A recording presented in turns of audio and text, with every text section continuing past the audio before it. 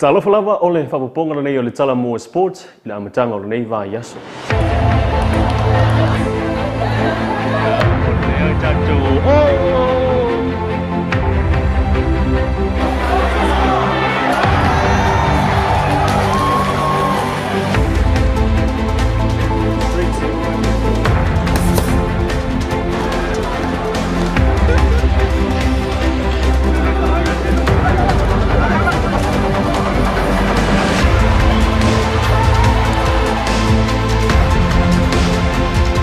Manu tua mwheo nei whaafonga ni Talamua Sports I le tāna Sefo Folesi ia songa fua ma Sefo Folesi o vai yaso te tasi I lunga le tio le SamoaFM le iwa tolu te sima fitu. Tātou Talamua mua mo le vai yaso tala mai le basketball. Na whailoa mai le whaingo le vai yaso le aso tō nai. Le whaama munu ai o le awa te maitai o le malo tonga. Mai le taamurusanga o le ipu o le Polynesian po le Polynesian Cup lua FIBA le valu. O se tūlanga whaanono tele o na ua toe o na yaso a matala nei ta amirusanga ai o lea ua wha maa munu tonga. Ma ua wha whainga tā ai o na toe wha tūlanga ta alonga te itasi I na ua to o whai au o lo te toe. Amerika Samoa, Tahiti, Cook Island ma Samoa.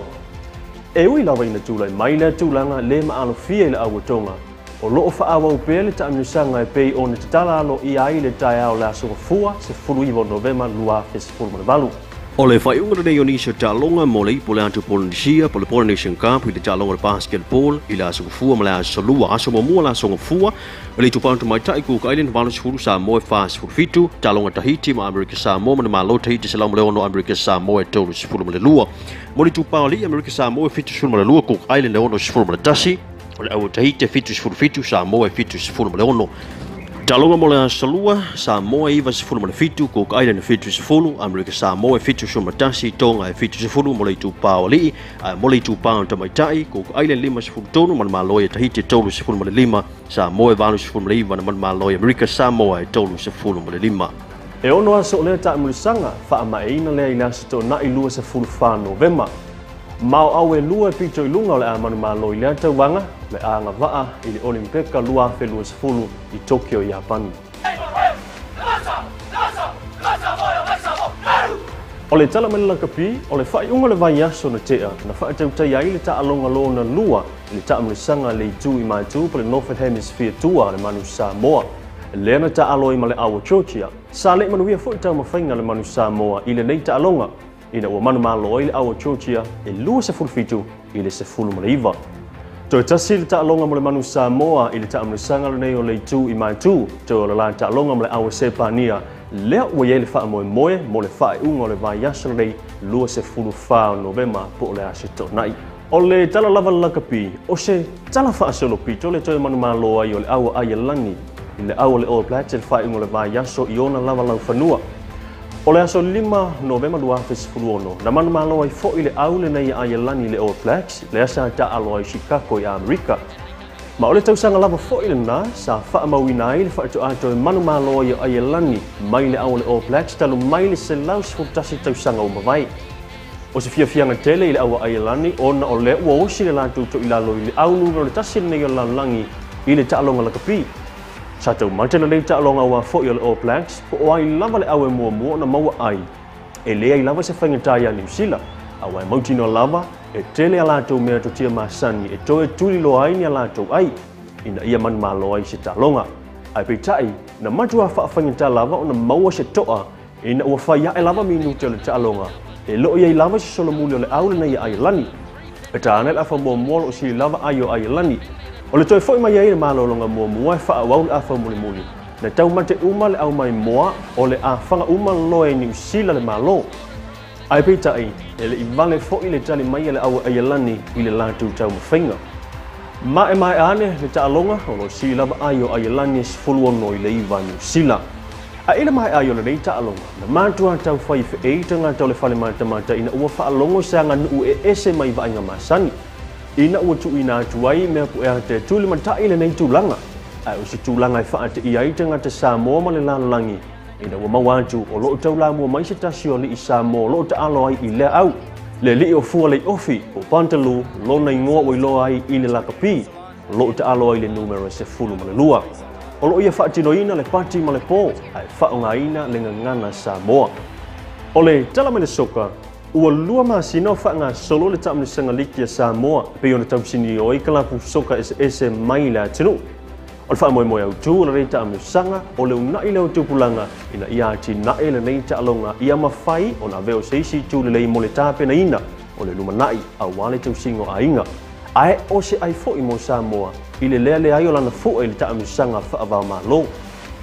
O lo mai tau ina fo i la le solonga na lei ai o tau mawhainga a le whaala kutonga soka le tinu. Pei ona ia ana tau mawhainga mo nei tamu sanga o lo whaanga solo. Ma o le whai unga lana nei o le vai solo na sifuru mo le tolu o le tamu sanga liki soka Samoa. O ta longa la solua sifuru mo le tolu Novemba, lupe soanga Samoa Rush, fitu le pea i le ai, vai puna i valu a tita se tasi, vai tele uta e tolu, tonga fufu e tasi, vai yusu e tolu, vai tele uta e tasi. Ta longa la solulu sifuru Novemba, ki ui e ono, mo taa i le ai, mo ula e tasi, vai vase e tasi, songi e lima, le pea e lua. Ta longa la stofi sifuru 5 Novemba, mo rusta e tolu, a tita se le ai, ki ui e tolu, mo taa i le ai. Ta longa mla se foreile, fa to e United e lima, ki ui e fa. Ta longa mla se to na is fulfito Novemba, fa la si waiva, wai wame le ai, ki ui e fa, vai puna i le ai, le pea e lima, toka fufu e tolu, fa to e United e tasi, luper soanga Samoa Rush e le itang ai. Isi ta longa, luper soanga Samoa Rush e lima, vai yusu e tasi, vai vase sfulma tasi, a tita se tasi, vai tele uta e fa, mo taa i le ai, man ta longa lo topa, ma Central United, lo topa e tolu Central United e le itang ai. Au ta longa mo le nei vai yaso, ta longa la salua luas fulu Novemba, le peo la a ta longa vai tele uta, mo ula la a ta longa mo taa, a tita sa la a ta longa tonga fufua, a tita sfo o la a ta longa la au lo topa i malai lo tolu. O le aso lulu luas futasa Novemba lo topa la ta longa le wai wam, vai vasa la ta longa le luper soanga Samoa Rush, vai yuso la ta longa le kiwi, lo ta longa fo i leo o le au vai yuso ma le au le pea. O le stofi luas fulu Novemba, luper soanga Samoa Rush la ta aloi ma le au songi, mo rusta la ta longa fato i United, kiwi o la ta aloi ma le au le mo ula. O ta longa la sto na ilu sufa Novemba, lua fasuma le valu, le pea la ta longa vai puna, kiwi o la ta longa le mo ula. Tonga fufu la ta alama la o vai vase, lo te pale a ta alama fale a siu, mo ta la ta alama le au la titas, mo vai te luta, o la ta aloi le au vai yusu.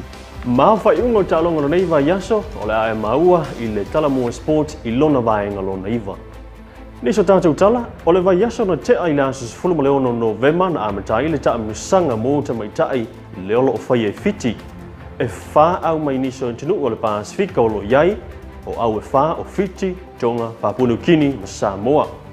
O au Samoa le manusina na tala malaya ma le au tamaitai a Papua New Guinea. Samoa 5-10, Papua New Guinea 5-5. Talonga Fiti ma Tonga, ma le malo Fiti 5-10 Tonga e valu.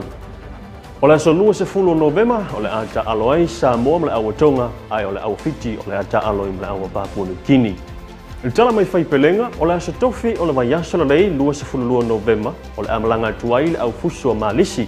Mo se tau wanga wha avao kalapu i le vao Mary's Boxing Samoa, o le Hastings Giants Boxing Academy. I le aso 2 Novemba, lua le valu, i le tau le wha, i le afiafi, i le Hastings Sports Centre, Railway Road, Hastings. O le ufusu mai Samoa, o le aiai lea, o Eric Tuia, mai vai vaseuta, manono ma malifa, ma o le afusu i le mamafo o le iwa 15 kilo kalama. Vili Moli mai vai lo fleanta, o le afusu i le mamafo o le balu 10 kilo kalama.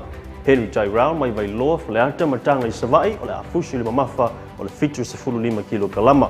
Sefo Folesi mai falefa, o le afusu i leona 15 kilo kalama. Seanoa Hall mai Talamua, o le afusu i leona 10 kilo kalama. Darious Poulava mai leone Apia, o le afusu i le 13 kilo kalama. Ma Maroin Ah Tong, o le alfa penao na fusu i leona 10 kilo kalama. Ma o nei fusuanga, o le ama fai ona e mai moai i lunga o le YouTube channel, ma le Facebook page a le Talamua Media. Ia, ma o le fai unga na o le Talamua Sports lona vaenga lona valu, tu di tau mai lisi na whaapoponga i ni iso tātou tala, i lunga le tātou YouTube channel le Talamua Media. Mana tua, subscribe, pe te comments fo i lunga le tātou YouTube channel, ia ai like ane i lunga le tātou Facebook page o le Talamua Media. Ai mo le tamanei manu wia lava, tu te mga luenga whanga solo la tinu, wha soi fuia.